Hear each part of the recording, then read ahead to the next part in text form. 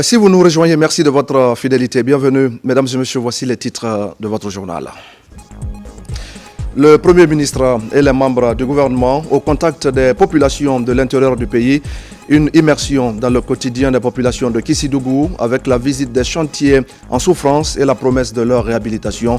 On fera le point tout à l'heure. Des efforts s'intensifient sur le front de l'amélioration de la mobilité dans le Grand Conakry. Les travaux de construction des transversales numéro 8, 9 et 10 se poursuivent. Les citoyens expriment leur reconnaissance au chef de l'État. Et enfin, nous serons en France, où la communauté guinéenne a désormais une nouvelle reine de beauté. Foulematou Sara Kamara a raflé la couronne au terme d'une belle compétition. Les échos de la cérémonie dans cette édition d'information. Voilà pour le sommaire. Bonsoir à tous. La délégation gouvernementale conduite par le Premier ministre poursuit donc son séjour de travail à l'intérieur du pays. Au cours de ce périple, la mission a visité les chantiers en souffrance dans la préfecture de Kissidougou, a précisé que les travaux de construction de tous ces édifices sont en berne depuis plusieurs années maintenant. C'est un reportage de Ousmane Bangoura. Kissidougou, la cité de Kissi-Kabaketa, accueille la délégation gouvernementale. L'ensemble des filles et fils, résidents et ressortissants, sont fortement mobilisés pour venir écouter le message fort du gouvernement.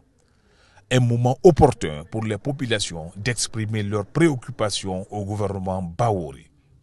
Kissidougou, pour sa part, rassure le CNRD et de son président, le général Damé Mamadi Doumbouya, de son ferme soutien et de sa parfaite adhésion aux idéaux du CNRD.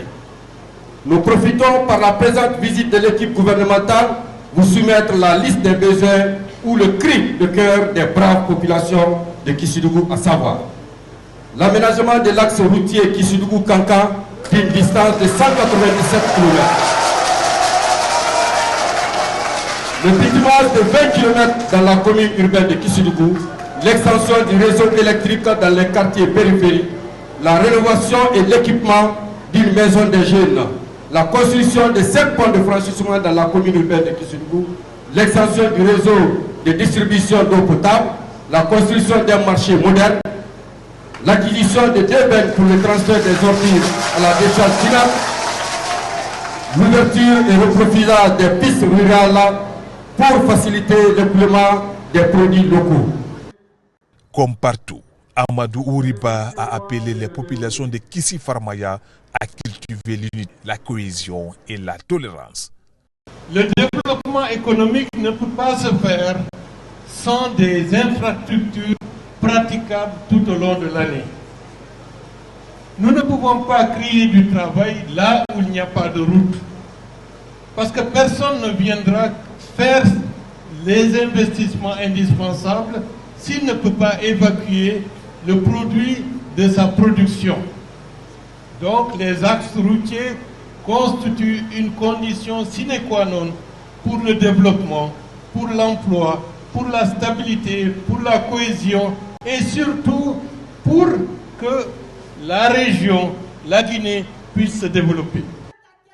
Au terme de cette réception, la délégation gouvernementale a tenu à visiter certains chantiers en souffrance, notamment la paroisse Saint-Louis de Kissidougou, dont les travaux ont été lancés en août 2020.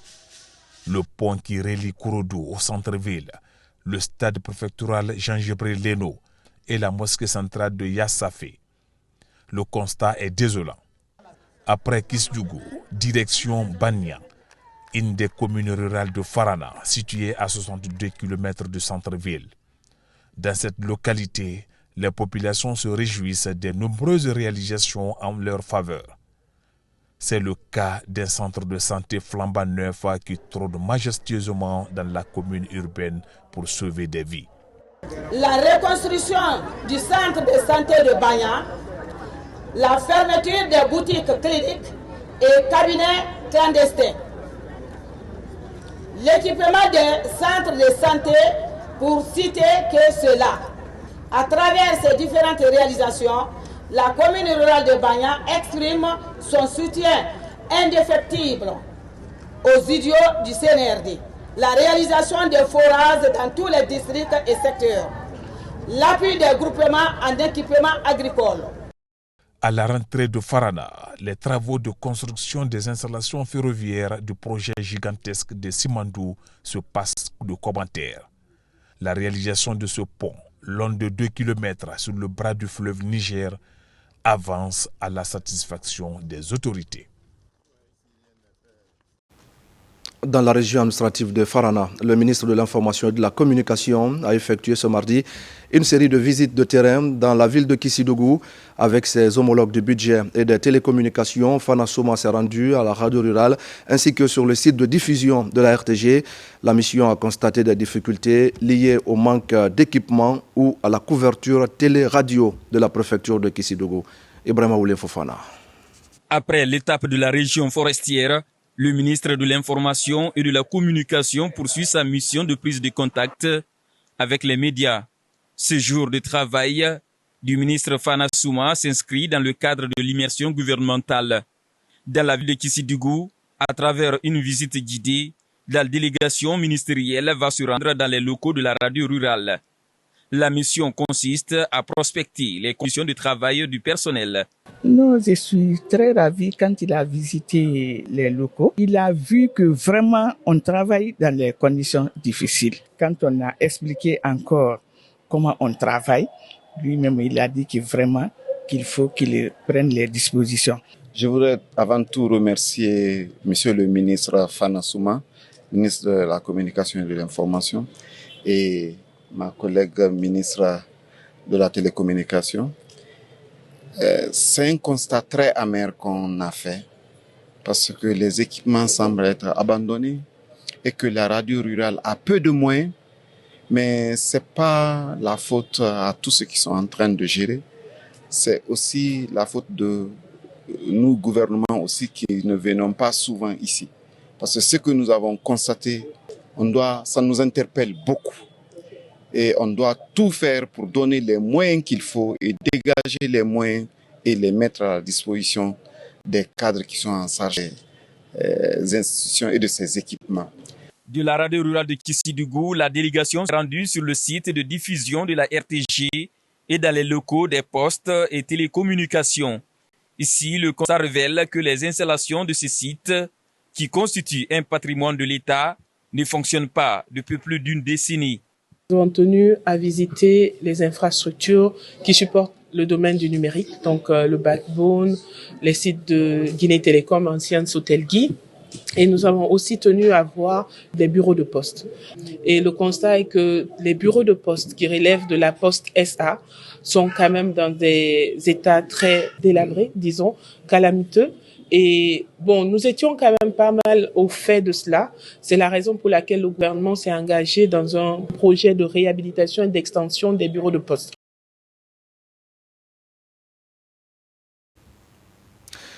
Et puis l'équipe conduite par le Premier ministre a successivement procédé ce mercredi à la pose de la première pierre de plusieurs édifices publics. Il s'agit notamment de la direction régionale, de la police et de la cité administrative de Farana. Le chef de gouvernement a également été l'hôte des étudiants de l'Institut supérieur agronomique et vétérinaire de Farana. Sur place, on retrouve Ousmane Bangoura. En 6 jours de travail dans la préfecture de Farana, le Premier ministre, chef de gouvernement, en compagnie d'une forte délégation, procède à la pose de la première pierre de la direction régionale de la police. Il s'agit d'un bâtiment de R+1. L'édifice sera bâti en plein centre-ville de Farana. Il est entièrement financé par le gouvernement guinéen. Connaissant l'importance de l'amélioration du cadre de travail dans l'accomplissement des missions régaliennes qui sont les nôtres, nous avons lancé un vaste chantier de construction, de rénovation et d'équipement d'infrastructures au profit des fonctionnaires de police et de protection civile, endroit idéal pour accueillir la population. À ce jour, nous avons bâti plusieurs infrastructures modernes un peu partout sur le territoire national, soit 13 au total, toutes dotées d'équipements et de mobilier modernes, autonomes en eau et en électricité et répondant aux exigences de nos missions. Une fois terminée, cette direction régionale de la police devrait permettre au personnel de mener à bien la mission régalienne, celle de la sécurisation des personnes et de leurs biens. Il y a deux axes principaux qui recouvrent la politique que le général Mamadi Doumbouya, président de la République, dès le lendemain de la prise du pouvoir, a institué. D'abord, renforcer le vivre ensemble, développer la réconciliation, faire en sorte que les Guinéens puissent s'écouter, se pardonner. Le deuxième aspect, c'est la question de la refondation.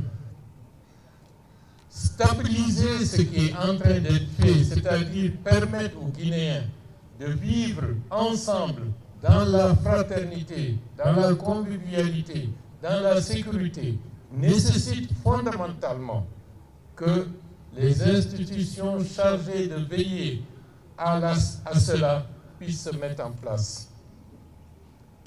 Ce que vous observez, le déploiement en termes d'infrastructures pour la police, c'est une obligation pour l'État afin de conforter les fondamentaux de l'État de droit, la sécurité pour l'ensemble des citoyens.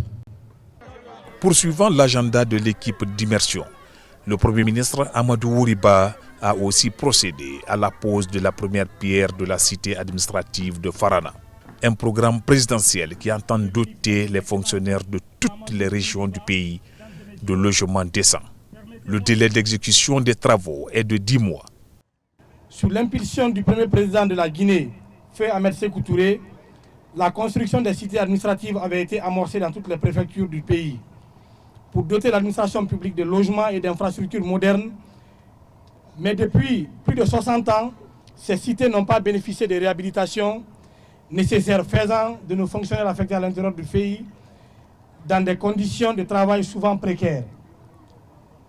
Aujourd'hui, sous la vision éclairée de son Excellence Mamadi Doumbouya, nous nous engageons à réparer cette injustice historique en reconstruisant ces cités administratives à travers tout le territoire national. Nous voici dans les locaux de l'ISAV, l'Institut supérieur agronomique et vétérinaire de Farada.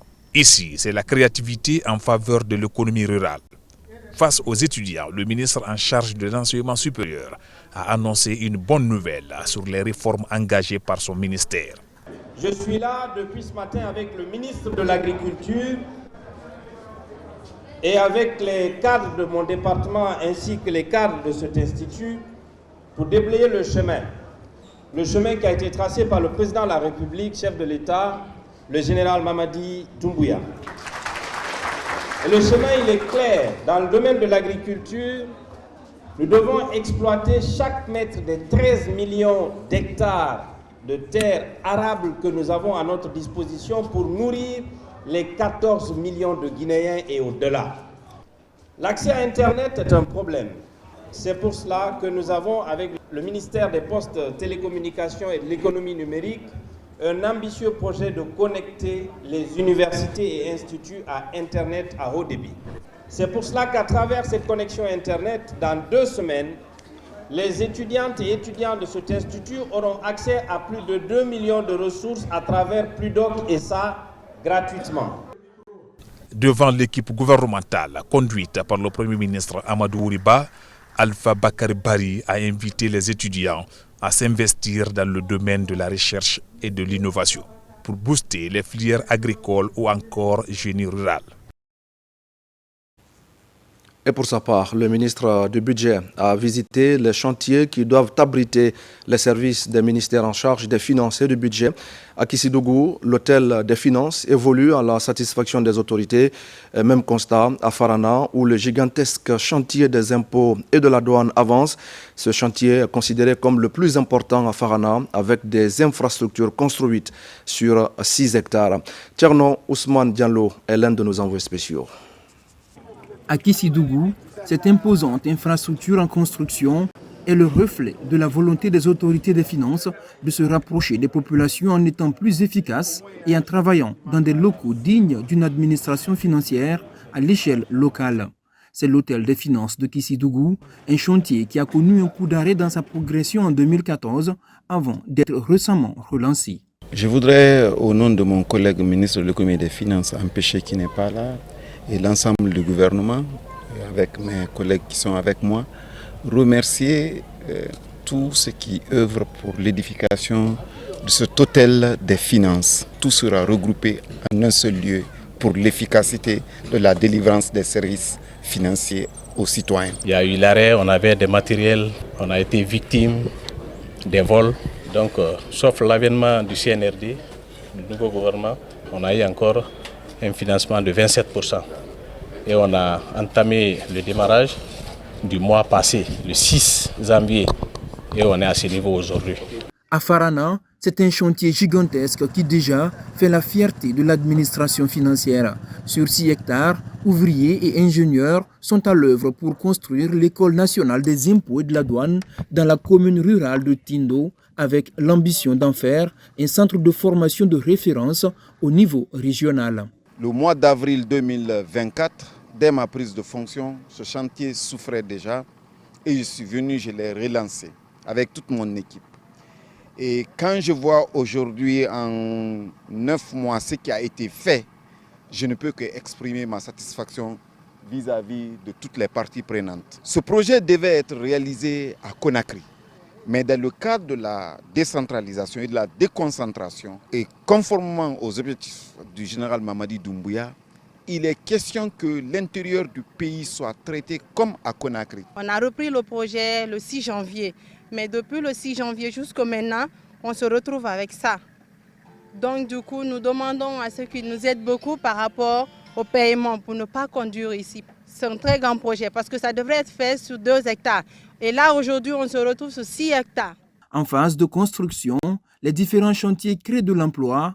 Une fois achevés, les bâtiments vont contribuer à la transformation des différentes villes. C'est aussi là les autres enjeux de ces chantiers du CNRD visités à l'occasion de cette immersion gouvernementale.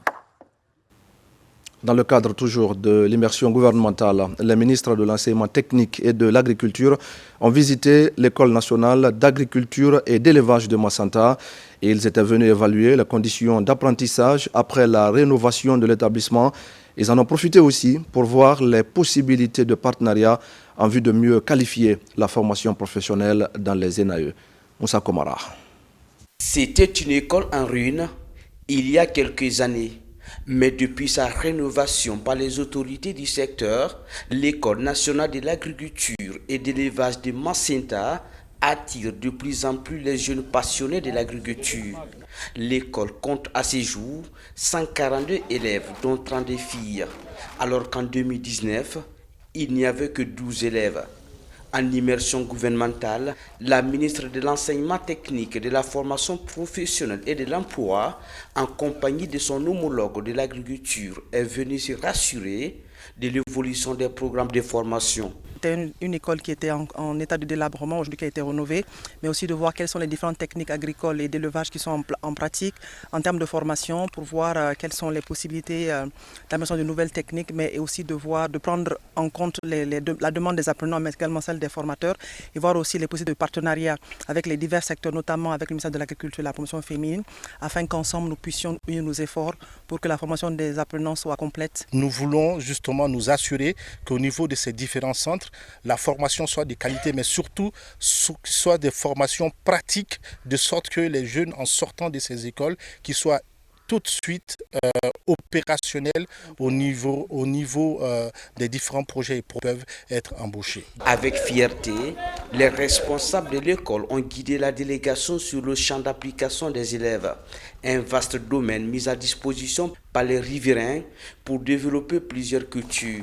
L'occasion pour la ministre d'étaler sa vision dans le cadre du développement des compétences et de la qualification de la formation professionnelle. Elle espère faire de cette école un centre pilote. On a transmis vraiment nos difficultés par rapport à l'aménagement des domaines de l'école, par rapport à la réhabilitation vraiment des barrages hydro-agricoles, par rapport vraiment à la réalisation du plan de masse de l'école. Avant de quitter l'ENAE, la ministre et sa suite ont visité le laboratoire, la salle informatique et les dortoirs. Après, Elles se sont rendues au centre de la Fédération nationale des planteurs café cacao de Massinta pour toucher du doigt les réalités. Merci à Moussa Komara. Dans le reste de l'actualité, l'école des officiers de la gendarmerie nationale vient d'abriter la cérémonie de remise de diplôme à la 8e promotion du cours d'application des officiers de gendarmerie nationale. Et parmi ces officiers figurent des stagiaires venus du Congo-Brazzaville. Ces stagiaires sont outillés en techniques qui leur permettent d'assurer la protection des populations et de leurs biens. Et c'est le directeur de cabinet du ministère de la Défense nationale qui a présidé la cérémonie en présence de la chaîne de commandement militaire et de plusieurs cadres civils. Adjudant-chef Oumar Kamara, correspondant de la presse militaire. Fruit de la transition, l'école des officiers de la gendarmerie nationale connaît une ascension remarquable. Chaque année, l'institution accueille plusieurs promotions pour le cours d'application des officiers de gendarmerie, renforçant ainsi les capacités opérationnelles des forces de cette institution. Aujourd'hui, les officiers stagiaires de la 8e promotion reçoivent leur parchemin après plusieurs mois d'intense formation. Au cours de ce renforcement de compétences, les apprenants ont acquis des connaissances techniques et physiques leur permettant de répondre aux défis sécuritaires actuels. Le programme de formation a comporté 2 modules. Un module militaire de 2 mois au centre d'entraînement des forces de gendarmerie de Kalia, visant à unifier le langage et le vocabulaire militaire tactique. Et un module professionnel de 6 mois dans cette école, permettant aux officiers élèves d'acquérir des qualifications essentielles pour exercer efficacement leurs missions régaliennes, telles que celles de moniteur en intervention professionnelle, de commandant de peloton d'intervention et de directeur d'enquête. Je vous exhorte donc, chers officiers, à poursuivre un apprentissage continu et à ne jamais vous lasser dans l'acquisition de la connaissance. Cette cérémonie est avant tout un moment de reconnaissance.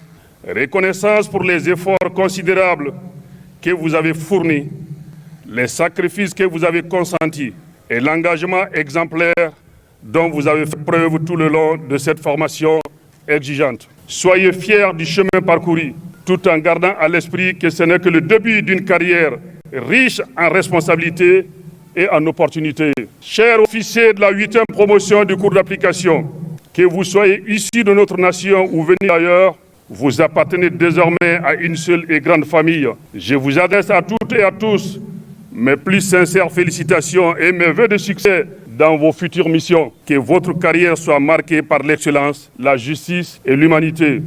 Permettez-moi de rendre un hommage particulier à notre chef de l'État, le général Mamadi Doumbouya, dont la vision et la détermination ont placé la formation des cadres au premier rang des priorités dans la reconstruction de notre chère nation. Composé de 83 stagiaires, dont 4 personnels féminins et 3 étrangers venus du Congo-Brazzaville. Ces stagiaires s'engagent à mettre en œuvre les compétences acquises au service de leur nation dans le strict respect de la déontologie et des valeurs du métier de gendarme. Je suis fier de cette formation.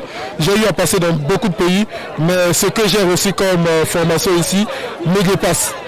Du côté physique, moral, intellectuel, je suis désormais au point forte de cette formation du Carogène. Au nom du ministre de la Défense nationale, l'ambassadeur Aboubakar Sidiki Kamara, le directeur de cabinet du ministère de la Défense nationale s'est réjoui des résultats enregistrés par la gendarmerie nationale dans la formation et la qualification de son personnel. L'intérêt que nous accordons à la formation du personnel des forces armées guinéennes, la gendarmerie nationale fait de cette exigence de qualification professionnelle une priorité fondamentale. Aux officiers, élèves de la promotion, je voudrais leur dire que la formation qu'ils viennent de suivre, qui est le cours d'application des officiers de la gendarmerie, n'est qu'une étape. Et pour qui connaît le cursus de formation des officiers, c'est un début. Vous l'avez suivi, cette formation, avec courage et succès. Nous vous invitons donc à mettre cette formation en pratique. Le ministère de la Défense nationale encourage et accompagnera toutes les initiatives allant dans le cadre du renforcement des capacités du personnel militaire en vue de satisfaire les besoins sécuritaires de nos concitoyens avec efficacité et assurer la tranquillité publique et la quiétude sociale dans notre pays.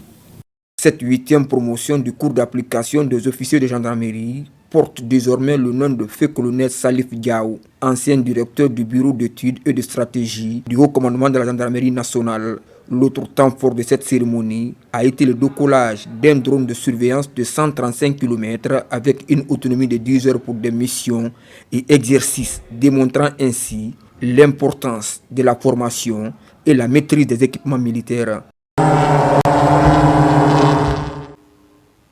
Une formation de 3 jours est également lancée à Kindia en faveur d'une 50aine de journalistes des médias publics et privés. Les thèmes portent entre autres sur l'éthique, la déontologie et le traitement de l'information publique. L'objectif pour la Haute Autorité de la Communication est d'éviter la propagation des fausses nouvelles et de consolider la paix dans notre pays. Amadou Touré. Éthique, déontologie, traitement de l'information publique et médias, droits humains, culture de la paix, c'est le thème de cette formation des journalistes des médias publics et privés de la Basse-Guinée. Je formule ce souhait, chers journalistes, de remarquer dans vos prochaines publications un changement qualitatif dans le traitement surtout des sujets relatifs à la culture de la paix. C'est à ce prix seulement que nous pourrons construire nous-mêmes et pour les futures générations une Guinée paisible et heureuse. La meilleure manière, à mon avis, de protéger les journalistes et de promouvoir les médias, c'est de les mettre à jour. C'est de les mettre au niveau des nouvelles technologies de l'information et de la communication. D'où la nécessité de cette formation que nous allons bientôt étendre sur la région de la Guinée forestière et sur la région de la Haute-Guinée. Une opportunité pour le patron de l'organe de régulation des médias en Guinée de rappeler quelques dispositions relatives à la création et au fonctionnement de Web TV et radio en République de Guinée. La loi qui est appliquée aujourd'hui n'intègre ni les web radios ni les web TV.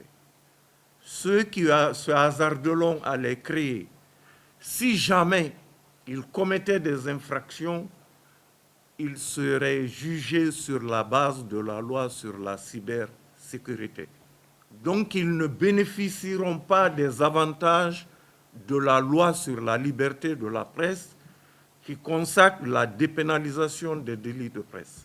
Cette initiative de 3 jours de renforcement de capacités professionnelles des hommes de médias est un financement du gouvernement guinéen à travers la Haute Autorité de la Communication, HAC. Dans l'actualité encore, c'est une plateforme qui veut rapprocher l'État des citoyens à travers des informations officielles et accessibles. Le ministre porte-parole du gouvernement vient de lancer Guinée-Gouv. C'est un nouvel outil de communication qui doit promouvoir une communication institutionnelle moderne et transparente au service de tous les citoyens guinéens. Abraham Christophe Conté et Mohamed Aïcha Silla. Lancement officiel de Guinée-Gouv, un service d'information du gouvernement. Cet outil, qui est une vision du porte-parole du gouvernement, devrait aider les autorités guinéennes à renforcer la transparence et la communication du service public. L'initiative traduit la volonté de l'exécutif de promouvoir une communication institutionnelle moderne et transparente au service de tous les citoyens. Comme vous le savez, la Guinée est en pleine transformation.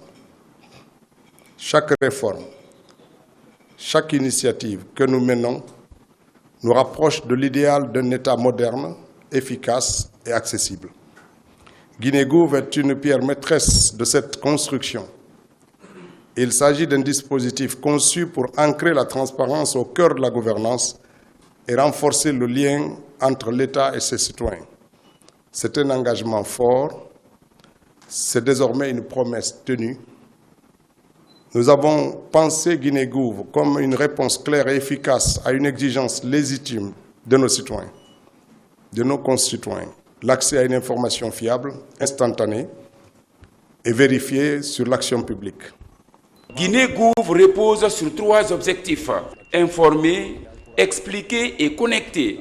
Son ambition est de devenir un vecteur essentiel de la communication gouvernementale en Guinée. Il s'agit d'un service d'information du gouvernement qui est lancé sous l'autorité du porte-parole, mais au-delà d'une simple entité du porte-parole, il s'agit de la marque de communication gouvernementale. Sa gestion sera assurée par une équipe. Et Guinée-Gouv est en réalité bien plus qu'un service, bien plus qu'une entité du porte-parole.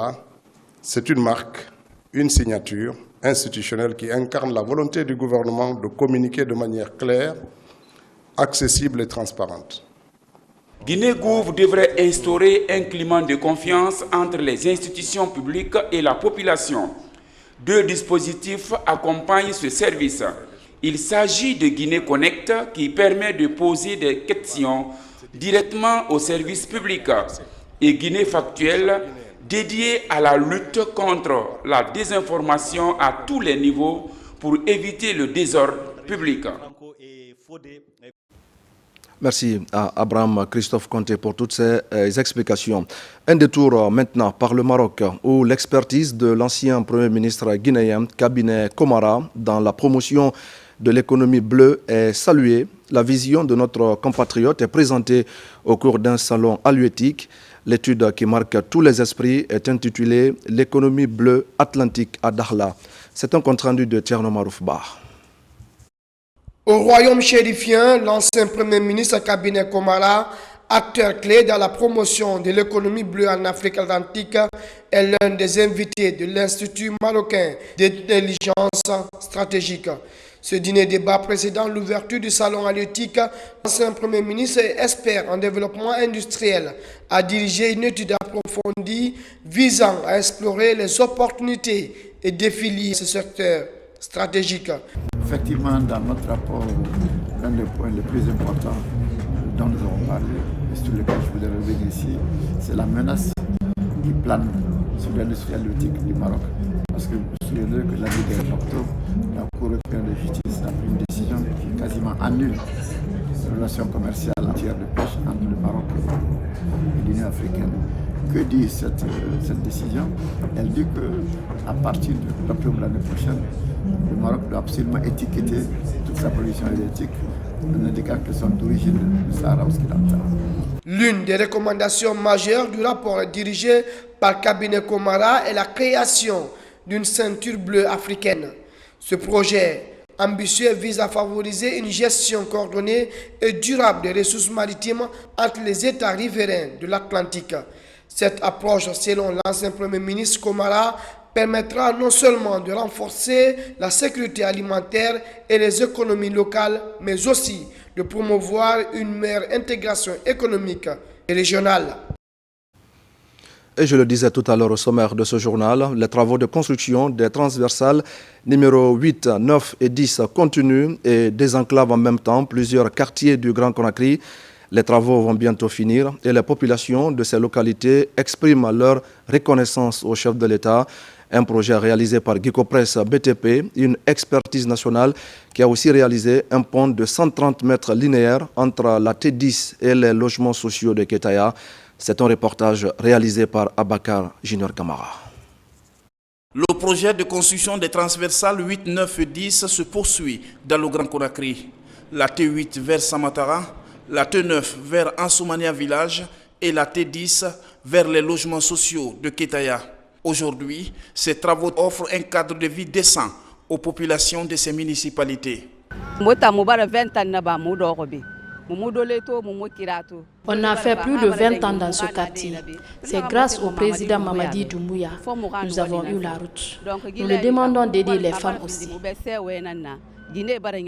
Gicopress BTP réalise ce projet conformément à la vision du chef de l'État qui fait des infrastructures routières l'une de ses priorités. Aujourd'hui, nous sommes en train de bitumer. Il reste les derniers 200 mètres pour terminer complètement la T10 Nord. Vous avez vu l'ouvrage déjà qui est fini, les enrobés continuent.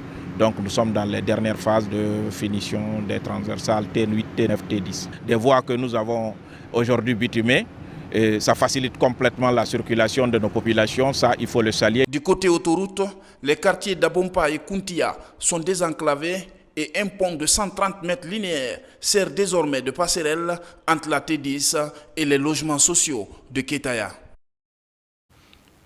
Un mot encore de l'immersion gouvernementale avec, je le disais tout à l'heure, le ministre de l'Information et de la Communication qui a effectué ce mardi une série de visites de terrain dans la ville de Kissidougou avec ses homologues du budget et des télécommunications. Fana Souma s'est rendu à la radio rurale ainsi que sur le site de diffusion de la RTG. La mission a constaté des difficultés liées au manque d'équipement ou encore à la couverture télé-radio de la préfecture. Ibrahima Oulem Fofana. Après l'étape de la région forestière, le ministre de l'Information et de la Communication poursuit sa mission de prise de contact avec les médias. Ce jour de travail du ministre Fana Souma s'inscrit dans le cadre de l'immersion gouvernementale. Dans la ville de Kissidougou, à travers une visite guidée, la délégation ministérielle va se rendre dans les locaux de la radio rurale.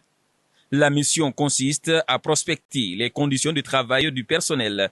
Non, je suis très ravi quand il a visité les locaux. Il a vu que vraiment on travaille dans les conditions difficiles. Quand on a expliqué encore comment on travaille, lui-même il a dit que vraiment qu'il faut qu'il prenne les dispositions. Je voudrais avant tout remercier Monsieur le ministre Fana Souma, ministre de la Communication et de l'Information, et ma collègue ministre de la Télécommunication. C'est un constat très amer qu'on a fait parce que les équipements semblent être abandonnés et que la radio rurale a peu de moyens, mais ce n'est pas la faute à tous ceux qui sont en train de gérer, c'est aussi la faute de nous, gouvernements aussi, qui ne venons pas souvent ici. Parce que ce que nous avons constaté, ça nous interpelle beaucoup. Et on doit tout faire pour donner les moyens qu'il faut et dégager les moyens et les mettre à la disposition des cadres qui sont en charge de ces institutions et de ces équipements. De la radio rurale de Kissidougou, la délégation s'est rendue sur le site de diffusion de la RTG et dans les locaux des postes et télécommunications.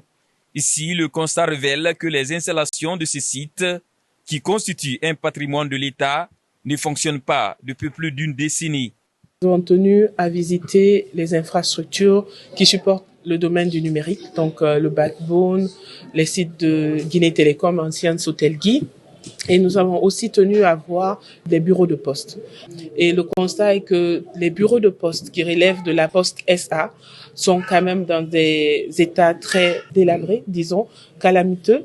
Et bon, nous étions quand même pas mal au fait de cela. C'est la raison pour laquelle le gouvernement s'est engagé dans un projet de réhabilitation et d'extension des bureaux de poste.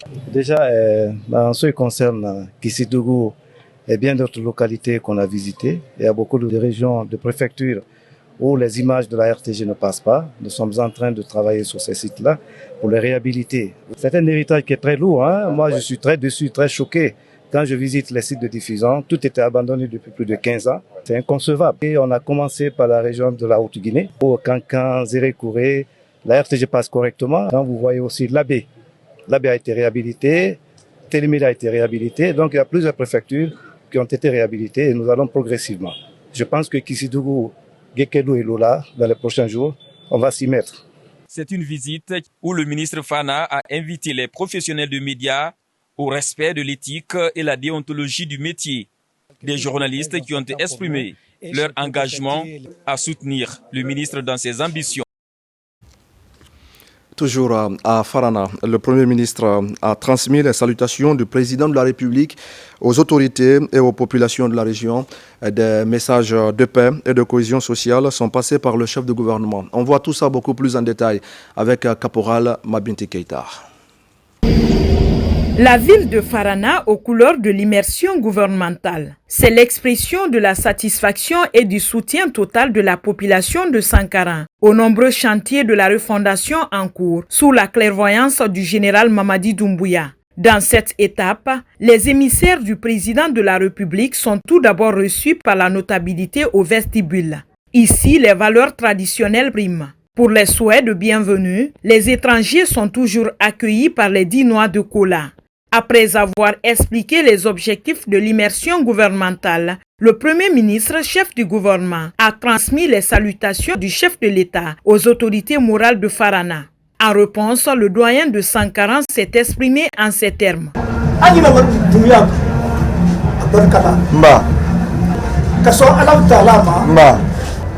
Premier ministre. Frana tellement kini ni ala. Ma premier ministre frana tellement kini.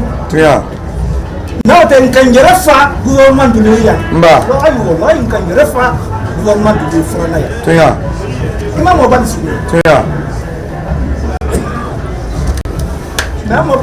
Les membres du gouvernement à leur tête, le Premier ministre, chef du gouvernement, sont par la suite reçus par les différentes composantes socio-professionnelles et administratives de la commune urbaine de Farana. En phase avec les objectifs de l'immersion gouvernementale, le gouverneur des régions et le président de la délégation spéciale ont fait part au gouvernement les préoccupations majeures des populations. Au titre du bilan des actions réalisées et en cours de réalisation, conformément à la politique de refondation de l'État prônée par le CNRD et le président de la République, nous pouvons citer, entre autres, la construction d'une agence de la Banque centrale de Guinée dans la commune urbaine, la reconstruction de l'aéroport international de Farana en cours de réalisation, le lancement des travaux des 20 km de bitume de la voirie urbaine qui traînent encore à voir jour à cause de la non-signature du contrat par le ministère de l'économie et des finances. La construction du bloc administratif du commissariat urbain de Farana, les travaux de construction du bloc administratif du service préfectoral des impôts, les travaux de construction du siège de l'antenne régionale de l'Agence nationale de financement des activités en Afrique, la construction du village artisanal dans la commune, pour ne citer que cela. Cependant, Excellence, Monsieur le Premier ministre, Mesdames et Messieurs les membres du gouvernement, permettez-moi de vous présenter les besoins prioritaires de notre région parmi tant d'autres. Sur le plan des infrastructures routières, la reconstruction de la route Mamou-Farana, le démarrage des travaux de construction du pont de Farana, le bitumage de la route Farana-Dabola, le bitumage de la route Bisikrima-Dingirai, la reconstruction de la route Kissidougou-Kankan, la construction de la route Farana-Kouroussa, la réhabilitation et la construction des routes préfectorales et communautaires, les désenclavements des grandes zones de production agricole.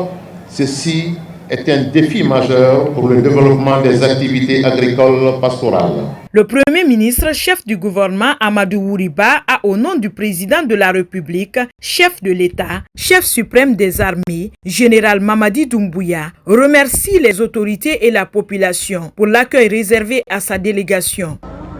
Nous vous avons entendu. Nous ferons bon usage de toutes les propositions qui prennent en compte vos préoccupations en ce qui concerne le développement de la région de Farana.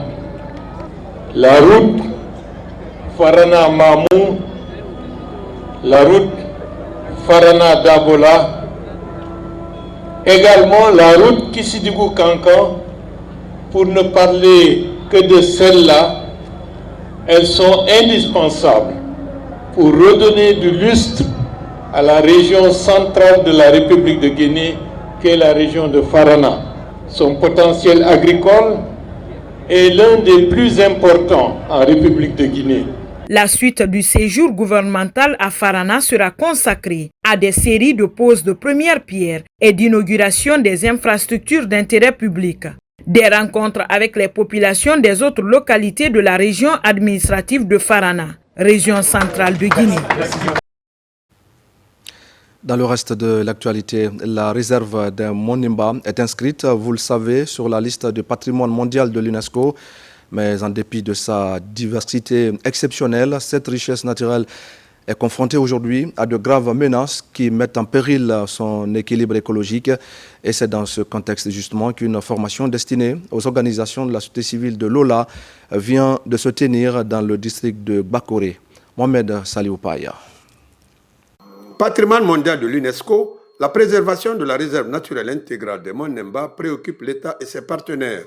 Suite aux menaces qui pèsent sur cette biodiversité, l'ONG La Vie en Vert forme les comités villageois de surveillance.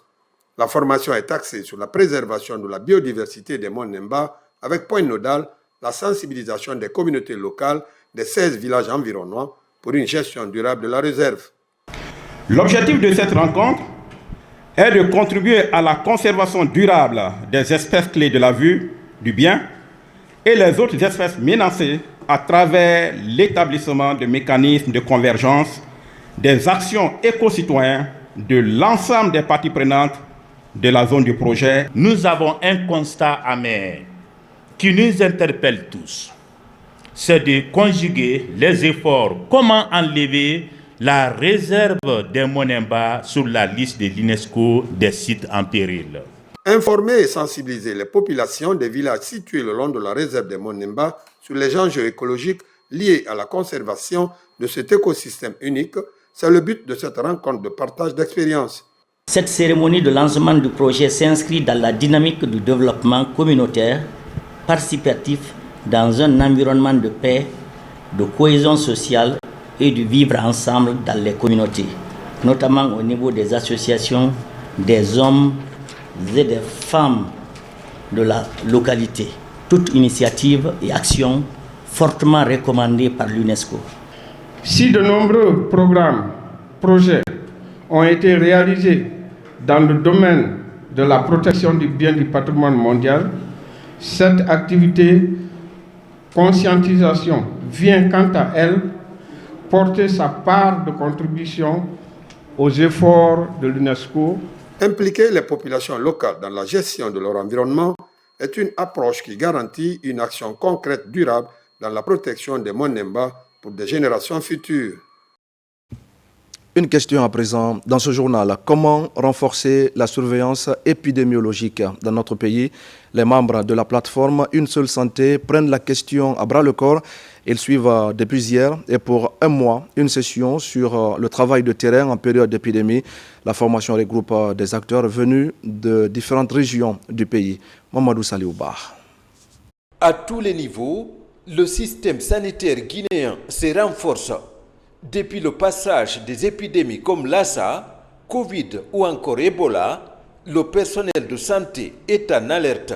Ici, les membres de la plateforme Une Seule Santé renforcent les compétences sur la surveillance épidémiologique. La formation qui va être administrée à ces agents permettra de renforcer la surveillance multisectorielle au niveau opérationnel. Et ça, c'est très important parce qu'ils travailleront ensemble et ils auront la capacité de remonter l'information conformément même aux objectifs visés par le projet d'Opéros. Au sein de chaque région, il y a des acteurs au niveau de la santé environnementale, au niveau de la santé animale et de la santé humaine qui sont identifiés en concertation avec la coordination nationale de la plateforme Une Seule Santé. Acteurs de première ligne en période d'épidémie, ces professionnels de santé vont dérouler pendant un mois des thématiques liées au travail de terrain pour une gestion efficace des épidémies.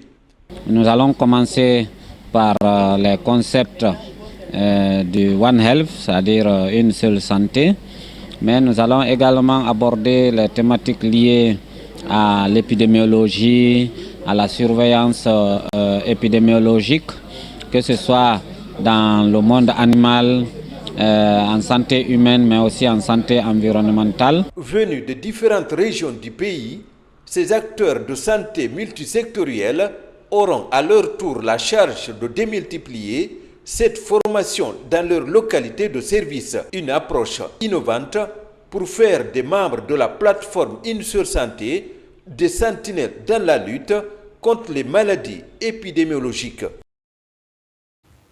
Et pendant ce temps, à l'hôpital régional de Mamou, des progrès considérables sont obtenus grâce à la volonté politique du président de la République général Mamadi Doumbouya, des progrès qui se caractérisent par l'amélioration de la prise en charge des patients et par la construction des infrastructures sanitaires. Dans le même temps, le personnel soignant est récompensé pour sa contribution à tous ces efforts. Sur place, on fait le point avec Mamadou Patebaldé. Depuis l'arrivée du chef de l'État, le général d'armée Mamadi Doumbouya à la tête de la nation, l'hôpital régional de Mouamou ne cesse de changer de visage. Dans cet hôpital, des infrastructures poussent comme des champignons. Ce vaste chantier a facilité de nos jours l'accès des populations à des soins de santé de qualité.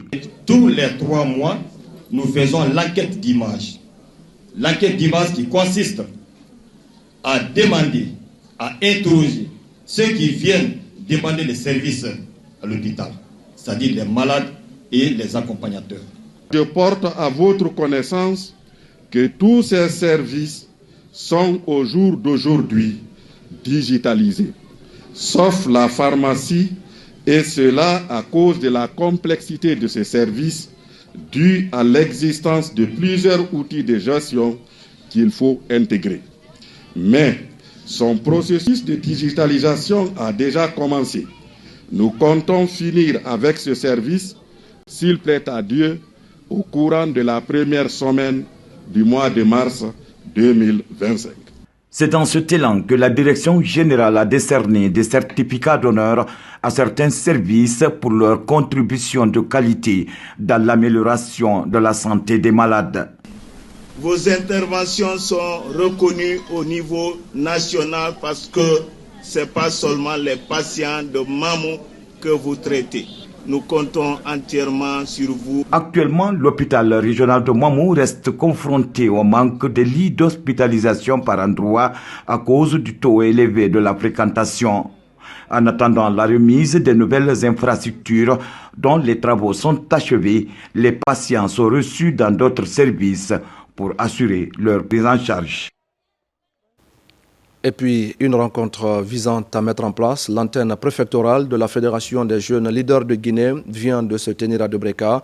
Toutes les couches sociales étaient mobilisées à la faveur de ce conclave qui entend fédérer les jeunes autour des initiatives de développement local. Et déjà, la structure place la promotion de la paix au cœur de ses ambitions. Abakar Diaby.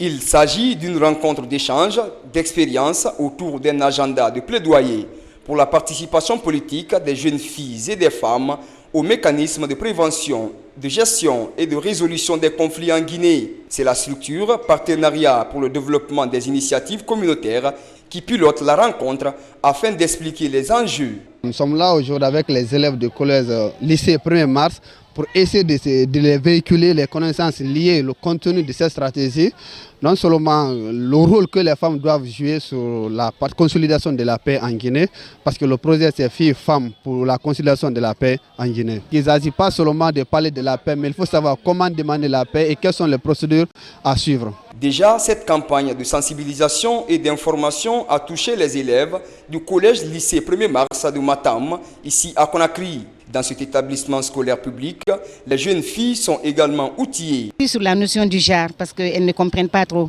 Donc les deux thématiques là, je les ai invitées à bien s'informer sur ça. Comme ça, elles seront bien outillées, elles seront bien prêtes à réclamer des droits. Nous avions beaucoup compris aujourd'hui et nous sommes fiers et contents de rentrer avec tant de connaissances. Et surtout, nous promettons à l'ONG PADIC de continuer à sensibiliser nos autres camarades qui n'ont pas eu la chance d'être avec nous aujourd'hui. Au cours de cette rencontre, plusieurs sujets concourant à maintenir la paix et le vivre ensemble dans le pays ont été largement abordés. La démarche consiste surtout à promouvoir le respect des droits de la femme et de la jeune fille en Guinée. À Dinguiraye, la formation des jeunes enfants en informatique constitue une priorité pour les ressortissants. Récemment, un centre a été construit et équipé par un fils de la localité. Après quelques mois de remise à niveau, plusieurs enfants ont reçu des satisfecits qui témoignent ainsi de leurs aptitudes face aux nouvelles technologies. Alpha Isiagaba, Lansana Marisila. Au pied de la montagne Tafsirla, la ville sainte de Dinguiraye, ces derniers temps, la maîtrise de l'outil informatique est devenue une priorité pour les fils ressortissants de la ville de El Hadj Oumar Talla, d'où la mise à disposition du centre informatique El Hadj Tibouli. Après plusieurs modules de formation, ces enfants reçoivent leur satisfaction. Je suis très heureuse pour avoir cette certificat.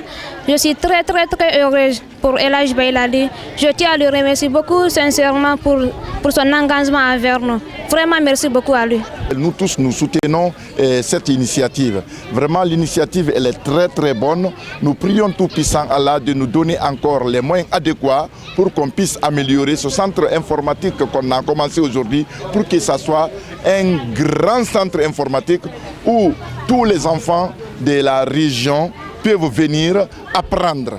À l'origine de ce centre informatique, un fils de Dinguiraï, Elhadji Baylali, vu à travers l'initiative, contribue à la formation des enfants aux nouvelles technologies de l'information et de la communication. Le centre informatique qu'on a mis aujourd'hui, il y avait le centre islamique au nom d'Elhadji Omar Tall, Fouti Tall, depuis 22 ans. Aujourd'hui, on ne peut pas faire quoi que ce soit sans faire l'informatique. Après cette première promotion, un autre groupe de 90 élèves vont s'inscrire très prochainement pour une remise à niveau indique. La formation est gratuite et va durer plusieurs mois. Ici à Conakry, c'est une crèche garderie pour les bébés qui est mise à la disposition des femmes travailleuses du ministère de la promotion féminine, de l'enfance et des personnes vulnérables. L'idée est de permettre aux nourrices de ce département stratégique d'avoir plus de temps à consacrer à leur travail. La crèche est logée au sein même du département, une occasion pour le responsable du ministère d'inviter les autres à en faire autant. Mohamed de Camara. Le bien-être du couple mère et enfant préoccupe les responsables du ministère de la promotion féminine de l'enfance et des personnes vulnérables. Une crèche garderie est mise à leur disposition. Elle a été rénovée et équipée. Cette crèche permettra à ces nourrices de s'occuper de leurs propres bébés qui seront à portée de main ici, dans l'enceinte même du département. Les responsables de ce ministère accordent une importance capitale au travail dans le département, d'où la mise en place de cette crèche. Avoir son enfant à ses côtés pour pouvoir travailler, ça fait la promotion de l'allaitement maternel parce que ça nous permet d'allaiter l'enfant en journée et d'avoir la tête tranquille en faisant bien son travail. Donc nous ne pourrons que remercier Madame la ministre pour cet acte salutaire. Les deux cibles du département, les femmes en âge de procréer et leurs enfants, sont prises en compte au ministère. Une manière pour les responsables de ce département transversal de rappeler l'importance d'offrir ce genre d'espace aux femmes et à leurs bébés. C'est une première donc en République de Guinée qu'un ministère, à ce que nous entendons, puisse lancer une crèche à son sein.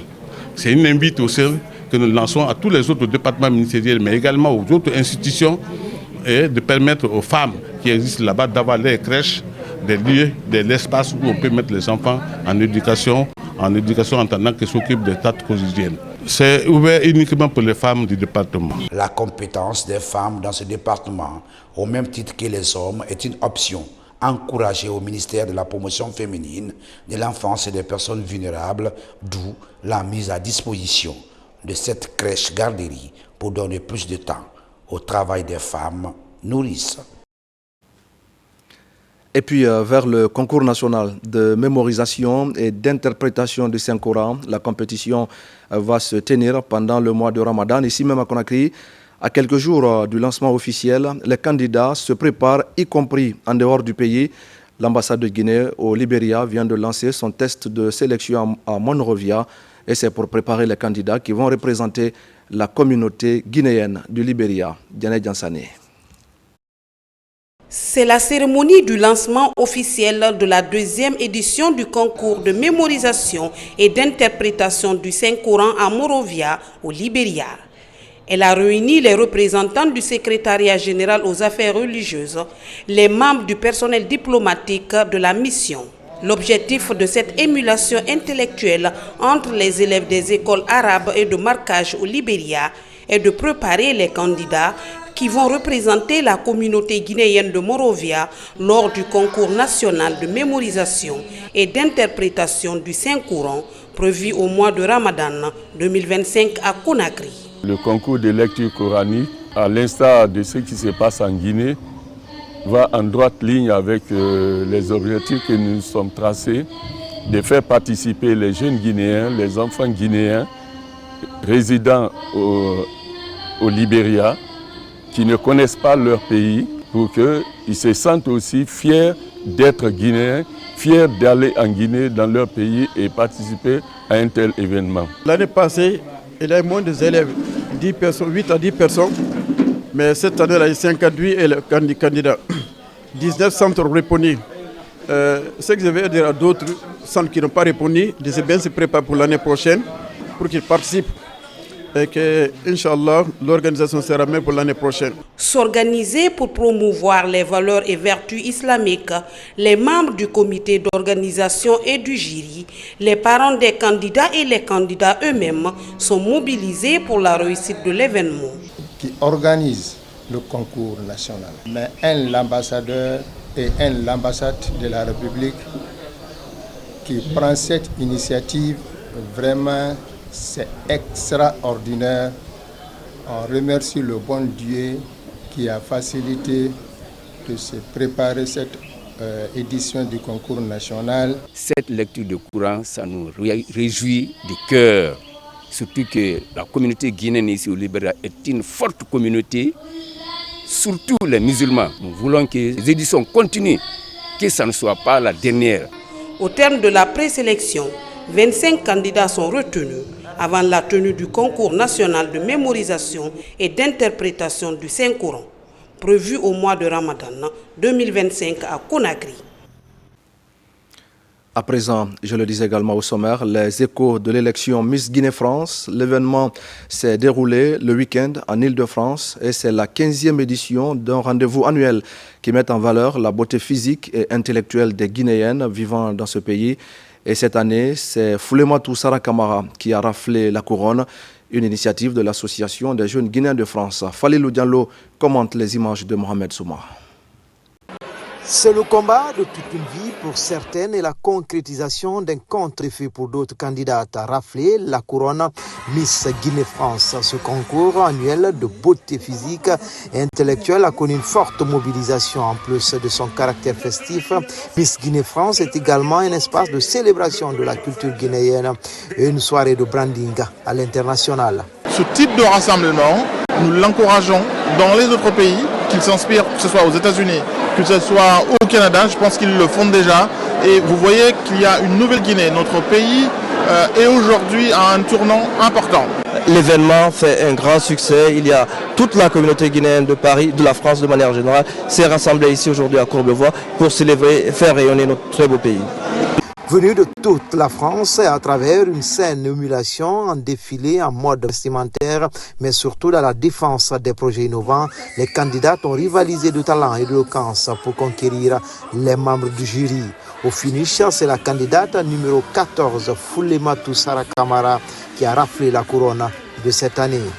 Vraiment, je suis très contente pour les partenaires, pour toute l'expérience jusqu'à maintenant. C'est énorme. Vraiment, merci beaucoup. Et j'ai hâte d'avancer avec vous et de voir d'autres projets. C'était la 15e édition de Miss Guinée-France, donc il fallait que ça se sente, à la fois dans la qualité d'organisation, dans la qualité des artistes qui viennent, dans la qualité on va dire, des défilés.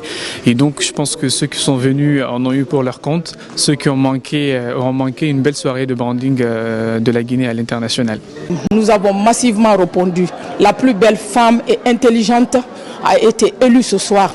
Celle qui va désormais être la porte-parole de toutes les femmes guinéennes en France et dans le monde. Pendant une année, Foulematou Sara Camara va porter le message des Guinéennes de France. Le tout sous la supervision de l'Association des jeunes Guinéens de France.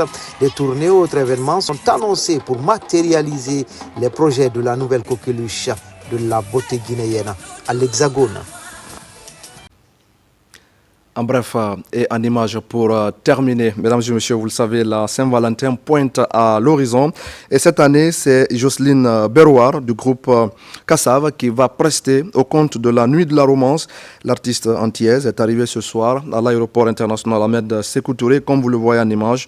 Elle va donc se produire au Palmes Camayen le vendredi 14 février à partir de 19h en compagnie de l'artiste Lenny Rago et d'autres artistes guinéens. Voilà, mesdames et messieurs, c'est la fin de ce journal. Merci à tous de l'avoir suivi. Demain, vous serez avec Kadiatou Kaba. Moi, je vous retrouve dimanche pour d'autres actualités de la Guinée. Notre paradis, terre de richesse et d'innovation. Bonsoir à tous.